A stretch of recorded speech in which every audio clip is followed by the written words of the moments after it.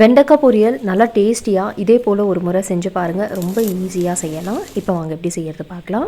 First ஒரு mixie ஜாரில் 1/4 cup அளவுக்கு பொட்டுக்கடலை எடுத்துக்கோங்க. பொட்டுக்கடலை சேர்த்த பிறகு இதில் நம்ம பூண்டு சேர்த்துக்கலாம். தோலோட பூண்டு சேர்த்துக்கலாம். பூண்டு பார்த்திங்கன்னா ஒரு 10 பல் பூண்டு எடுத்துக்கோங்க. சின்னதாக எடுத்துருக்கனால 10 பல் எடுத்திருக்கேன். நீங்கள் பெருசாக எடுக்கிற மாதிரி இருந்தால் 5 பல் பூண்டு சேர்த்துட்டு இதில் 1 டீஸ்பூன் அளவுக்கு மிளகாய் தூள் சேர்த்துக்கலாம். அடுத்ததாக இதில் கொஞ்சமாக உப்பு சேர்த்துக்கோங்க. நான் 1/2 டீஸ்பூன் அளவுக்கு உப்பு சேர்த்துருக்கேன். இப்போ ஒரு 1/4 டீஸ்பூன் அளவுக்கு மிளகு சேர்த்துட்டு இதை நம்ம கோர்ஸாக கிரைண்ட் பண்ணிக்கலாம். கொரப்பாக அரைச்சிக்கோங்க. பாருங்கள், இதே போல் அரைக்கணும். ரொம்ப ஸ்மூத்தாலாம் அரைச்சிடாதீங்க. இப்போ இது இருக்கட்டும்.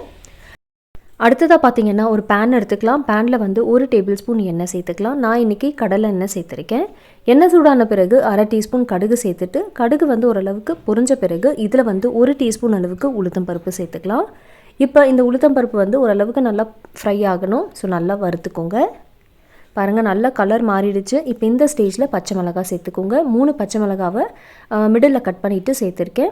அடுத்ததாக வெங்காயம் சேர்த்துக்கலாம். ஒரு மீடியம் சைஸ் அளவுக்கு வெங்காயம் ஸ்லைஸ் பண்ணிவிட்டு சேர்த்துருக்கேன். கொஞ்சமாக கருவேப்பிலையும் சேர்த்துக்கோங்க. இப்போ ஒரு 1/4 டீஸ்பூன் பெருங்காயத்தூள் சேர்த்துட்டு நல்லா ஒரு முறை கலந்துட்டு இந்த வெங்காயம் பார்த்திங்கன்னா ஓரளவுக்கு லைட் கோல்டன் ப்ரௌன் கலர் வர வரலையும் வதக்கிக்கலாம். பாருங்கள், இந்த அளவுக்கு கலர் வந்தால் போதும்.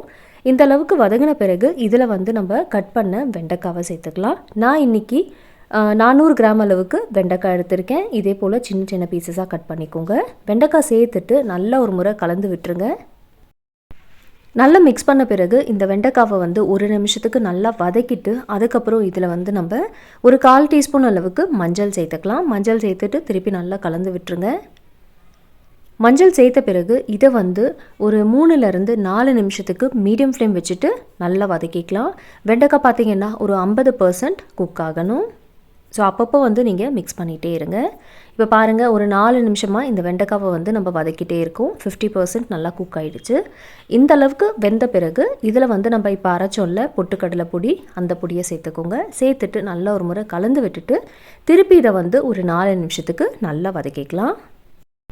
நீங்கள் இதே ரெசிபியை வெண்டைக்காய்க்கு பதிலாக பீன்ஸ் வச்சு கூட செஞ்சு பாருங்கள். அதுவும் ரொம்ப நல்லாயிருக்கும். இப்போ பாருங்கள், ஒரு 4 நிமிஷம் நல்லா வதக்கியாச்சு.